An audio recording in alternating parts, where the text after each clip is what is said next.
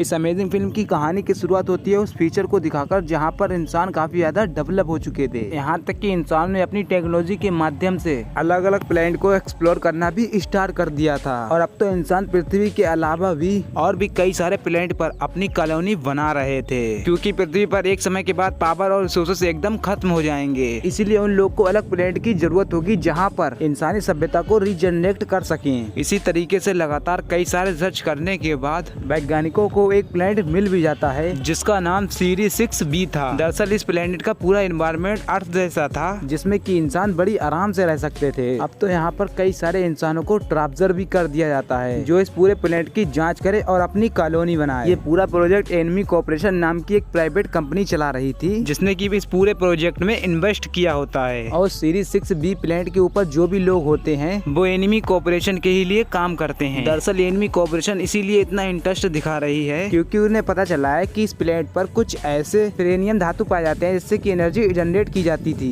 और ये सारी चीजें पृथ्वी पर बिल्कुल ही नहीं मिलती थी। अब इसीलिए एनमी कॉर्पोरेशन वाले पूरी तरीके से इस प्लैनेट पर डिपेंडेंट हो गए थे जिससे कि प्लैनेट में माइनिंग भी की जाने लगी और कई सारे धातुओं को बाहर निकाल दिया गया। हालांकि ये सारी चीजें ज्यादा समय तक नहीं टिकती क्योंकि उन धातुओं को बाहर निकालने पर प्लैनेट का एनवायरनमेंट खराब होता जा रहा था। इन सारी चीजों के बारे में वहाँ के वैज्ञानिकों ने एनमी कॉर्पोरेशन के खिलाफ कंप्लेंट भी करने की कोशिश की, लेकिन एनमी वाले अपना फायदा देख रहे थे। ये सारी चीजें प्लैनेट के एनवायरनमेंट में किस तरीके से असर कर रही हैं इसका उन्हें कोई फर्क नहीं पड़ रहा था। ये सारी चीजें इतनी ज्यादा बढ़ गई थी कि अब तो 2 ग्रुप्स भी बन चुके थे। पहले ग्रुप में एनमी कॉर्पोरेशन वाले जो अपने मिशन को लगातार आगे बढ़ाते जा रहे थे और उन धातुओं को निकालते हैं, वहीं दूसरी तरफ वो कई सारे वैज्ञानिक और रिसर्चर्स होते हैं जिससे कि पता होता है कि इस धातु को बाहर निकालने से इस प्लैनेट का भी एनवायरनमेंट खराब हो जाएगा और अर्थ के बाद यही एक हैबिटेबल प्लैनेट मिला होता है जहाँ पर वो इंसानों की नई सभ्यता को बसा सकते हैं। अब इसीलिए एनमी कॉर्पोरेशन वाले रिसर्च से इस प्लैनेट को बचाना बहुत जरूरी है। दोनों ग्रुप के बीच घमासान लड़ाई शुरू हो जाती है जिससे कि वो दोनों ग्रुप अलग हो जाते हैं और अब तो हुए उस प्लैनेट पर विवादों के कारण पृथ्वी पर भी जंग का माहौल पूरी तरीके से चालू हो गया था। कई लोग एनमी कॉर्पोरेशन के साथ होते हैं और कई लोग उसके अगेंस्ट होते हैं। इसी वजह से चारों तरफ दंगे फसाद भी होने लगे थे। वो कुछ ही समय के अंदर उसका एनवायरनमेंट पूरी तरीके से बेकार हो गया था। ये सारी चीजें एनमी कॉर्पोरेशन की माइनिंग की वजह से हो रही थी और अब उस प्यारे प्लैनेट की पूरी जगह एकदम से बंजर बन चुकी होती है। बहुत सारे साइंटिस्ट और रिसर्चर्स वाले लोगों को लग रहा था कि ये एनमी कॉर्पोरेशन वाले हमें भी खत्म कर देंगे। इसीलिए उन सभी ने अपने प्रोटेक्शन करने के लिए एक एआई सिस्टम को बनाया जो टेक्निकली छोटा सा एक रोबोट होता है और इन छोटे छोटे एआई रोबोट को स्कीमर कहा जाता था। लेकिन सबसे ज्यादा शॉकिंग बात ये होती है कि उन लोगों ने एआई रोबोट को कुछ इस तरीके से बनाया होता है और एआई रोबोट अपने आप को मल्टीप्लाई भी कर सकते थे, लेकिन समय के साथ साथ इनकी आबादी बढ़ती जाएगी। वो सभी सारे वैज्ञानिक और रिसर्चर्स अपनी प्रोटेक्शन करने के लिए एक बंकर में रहा करते थे और उन्हें एनमी कॉर्पोरेशन वाले से बिल्कुल खतरा ना हो और इसीलिए उन लोगों ने वही सारे स्कीमर रोबोट्स जमीन पर छोड़ दिए थे। दरअसल इन सभी रोबोट को उन वैज्ञानिकों ने एनमी कॉर्पोरेशन वाले सोल्जर को मारने के लिए बनाया होता है। दरअसल ये सारे स्कीम रोबोट जमीन के अंदर एक वाइब्रेशन को छोड़ देते थे जिससे कि उन्हें जमीन से ऊपर रहने वाले इंसानों की हार्ट पैड के डिटेक्शन भी मिल जाते थे। फिर वो उसके ऊपर अटैक करके उन इंसानों को जान से मार देते थे। लेकिन वैज्ञानिकों ने खुद को बचाने के लिए एक ऐसा बैंड बनाया था जिसमें कि जो सिग्नल्स निकलते थे वो हमारे हार्ट पैड के डिटेक्शन को एकदम कैंसिल कर देते थे। यानी कि जो भी उस सिग्नल निकलने वाले बैंड को पहनेगा वो स्क्रीमर्स उन लोग के ऊपर हमला नहीं करेगा और यही टेक्नोलॉजी की वजह से उन सभी की जान अब तक बच पाई है। नहीं तो एनमी कॉर्पोरेशन वाले कब से ये ट्राई कर रहे थे कि वो वैज्ञानिकों और रिसर्चरों को जान से मार दें। अब हमें सीरीज 6B प्लैनेट पर प्रेजेंट टाइम का समय भी दिखाया जाता है। सभी वैज्ञानिकों और रिसर्चरों का एक बड़ा सा बंकर था जिसके अंदर वो लोग रहा करते थे। तभी हमें बाहर की तरफ एनमी कॉर्पोरेशन नाम का एक सोल्जर भी दिखाया जाता है जो कि उन लोग के ऊपर हमला करने के लिए बंकर की तरफ बढ़ रहा होता है, लेकिन उससे जरा सा भी अंदाजा ये नहीं होता है कि वैज्ञानिकों ने जमीन के अंदर क्या छुपा रखा है। अब एक स्कीमर को उन एनमी कॉर्पोरेशन वाले सोल्जर के हार्ट पैड भी मिल जाते हैं, इसीलिए तुरंत ही जमीन से बाहर आकर उसके ऊपर अटैक करना भी शुरू कर देता है। वो सोल्जर गन की मदद से उनके ऊपर फायर तो करता है, लेकिन स्कीमर की बॉडी इतनी ज्यादा नुकीली थी कि उसने उसका पैर ही काट दिया था। देखते देखते वो स्कीमर्स उस आदमी यानी कि वो सोल्जर को जमीन के अंदर लेकर चले जाते हैं और देखते ही देखते वो उनके टुकड़े कर देते हैं। इससे हम अंदाजा लगा सकते हैं कि वो स्टीमर कितने ज्यादा खतरनाक हैं और उन्हें किस इंटेलिजेंस से बनाया गया था। अब हमें यहाँ पर वैज्ञानिकों और रिसर्चरों की टीम को दिखाया जाता है जो से कि एलायंस कहा जाता था और अब उस एलायंस कंपनी के 2 हेड जिसका नाम जी और चक होता है वो एक दूसरे से बातें कर रहे थे कि इतना समय बीतने के बाद एनिमी कॉर्पोरेशन ने किसी के ऊपर भी हमला नहीं किया, यानी कि ऐसा हो सकता है कि उनके पास विजन खत्म हो गए आए होंगे हम पे हमला करने के लिए। और हाल ही में जियो और चक को एनिमी कोऑपरेशन के सबसे हेड मेंबर जिसका नाम रिचर्ड होता है, उनको एक लेटर मिला था जो कि उनसे हाथ मिलाना चाहते थे। यानी कि वो पूरी तरीके से दोनों ग्रुपों के बीच जो कि लड़ाई और तनाव चल रही है उसे खत्म करके आगे बढ़ना चाहते थे।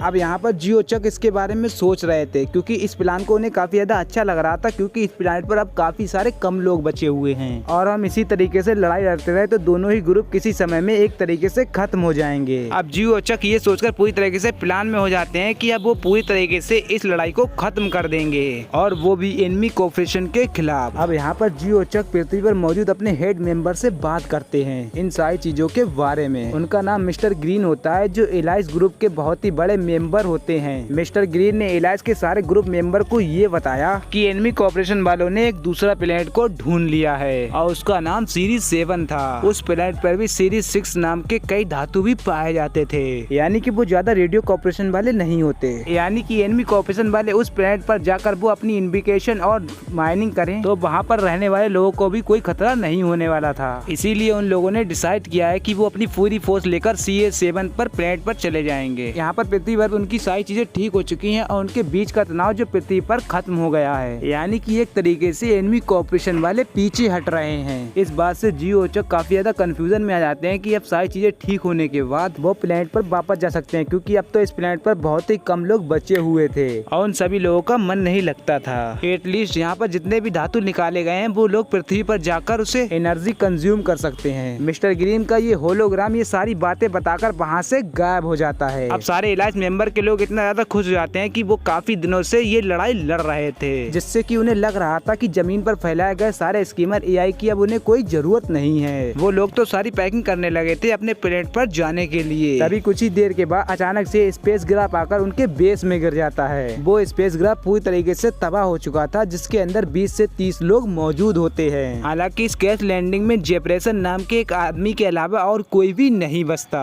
एलाइस के बहुत सारे मेंबर वहां तुरंत ही चेक करने के लिए चले गए कि उस बेस में क्या मौजूद है। तब उन्हें एक शॉकिंग रियलिटी भी पता चलती है। स्पेस ग्राफ के अंदर एक न्यूक्लियर रिएक्टर भी मौजूद होता है, जो कि न्यूक्लियर बॉम्ब बनाने में यूज किया जाता था। अब आखिरकार चारों तरफ जंग रुक चुकी है, तो ये न्यूक्लियर रिएक्टर आखिरकार कहाँ ट्रांसफर किया जा रहा था। जियो और चक उन सबसे सारी बातें पूछते हैं कि आखिर ये सब हो क्या रहा है और तुम लोग ये रिएक्टर लेकर कहाँ जा रहे थे। तब जेफरसन शॉक होकर कहता है कि मैं सीरीज 7 ये प्लेनेट पर लेकर जा रहा हूँ, क्योंकि वहाँ पर भी अब जंग चालू हो गई है। जियो और चक पूरी तरीके से शॉक में पड़ गए थे कि जंग कैसे चालू हो गई, सारी जगह तो एकदम शांति हो गई है और एनिमी कोऑपरेशन अब तो पीछे भी हटने लगी है। लेकिन जेफरसन ने कहा कि ऐसा बिल्कुल ही नहीं है, कि ये शायद एनिमी कोऑपरेशन की चाल होगी, जिससे कि आप लोग को गुमराह करके कमजोर किया जाए। पृथ्वी पर एनिमी कोऑपरेशन ने आपके सोल्जर की मदद से आपके हेड मास्टर को जान से मार दिया था, यानी कि मिस्टर ग्रीन की बहुत समय पहले मौत हो चुकी है। जियो चक को पूरी तरीके से कंफर्म हो जाता है कि जिस मिस्टर ग्रीन ने होलोग्राफ से कर अभी बात की थी वो जरूर एनिमी कोऑपरेशन वालों की कोई चाल भी हो सकती है। हालांकि बाकी के हालात अब तो काफी ज्यादा खराब हो चुके थे और जियो ने ये डिसीजन लिया कि वो अपनी सारी मेंबर को ये बातें किसी को नहीं बताएगा, क्योंकि इससे उनके अंदर एक डर का माहौल क्रिएट भी हो सकता था। अगर उन सभी लोगों को यह पता चल गया कि पृथ्वी पर सारे उन लोगों की फैमिली खतरे में है, तो वो सब लोग ये मिशन को बंद करके अपनी पृथ्वी पर जाने की मांग करने लगेंगे। इसीलिए जो अपने साथियों से ये सारी बातें भी छुपा लेता है, लेकिन जो को यहाँ पर पृथ्वी पर जाने का किसी भी तरीके से रास्ता तो ढूंढना ही होगा। अब इसीलिए जो चक से बहुत देर सोचने के बाद ये फैसला लेता है कि हमें एनिमी का ये सारा ऑफर एक्सेप्ट कर लेना चाहिए। भले यहाँ पर वो अपने सारे मेंबर को भेजकर वीडियो एक्टिव धातु की माइनिंग करे और इससे हमें पृथ्वी पर जाने का एक मौका भी मिल जाएगा। इसी रीजन को लेकर जोन निकल पड़ता है एनिमी के पास वाले हेड क्वार्टर के पास। जियो ने तो साथ में जेफर्स भी ले लिया था, जो कि इसकी मदद करेगा इस पूरी जनवरी में, जिसके साथ साथ वो अपने बेस में भी चला जाएगा। लेकिन यहाँ पर जियो और जेफरसन का सबसे बड़ा खतरा था उन सारे स्टीमर का, जो कि अभी भी उस प्लेनेट के जमीन के अंदर मौजूद होते हैं और अपने आप को डेवलप कर रहे होते हैं। हालांकि जियो अपनी पूरी तैयारी के साथ निकला था। उसने तो अपने पास बैग भी रखे होते हैं, जिससे कि उसकी दिल की धड़कन सुनाई भी नहीं देगी और वो लोग बड़ी आसानी से स्टीमर से बचते हुए एनिमी के बेस कैंप तक पहुंच जाएंगे। जियो जेफरसन जब बाहर निकलते हैं तो पूरी जगह एकदम बर्फ से ढकी होती है और सारी जगह तरफ टेम्परेचर बहुत ही ज्यादा कम होता है और ये सारे एनवायरनमेंट चेंजर उन्हीं सारे मटेरियल रिवोल्ट के वजह से हुआ था, जिससे कि इन सीरीज 6 प्लैनेट का पूरा इकोसिस्टम पूरी तरीके से हिल गया था। हालांकि ये बात सिर्फ अलायंस ग्रुप को ही पता थी कि ये प्लैनेट हमारा एक नया अर्थ बन सकता है और हम इस प्लैनेट को अच्छे तरीके से आगे भी लेकर जाएंगे। लेकिन अभी सभी कॉर्पोरेशन वाले सिर्फ और सिर्फ अपना फायदा देख रहे थे।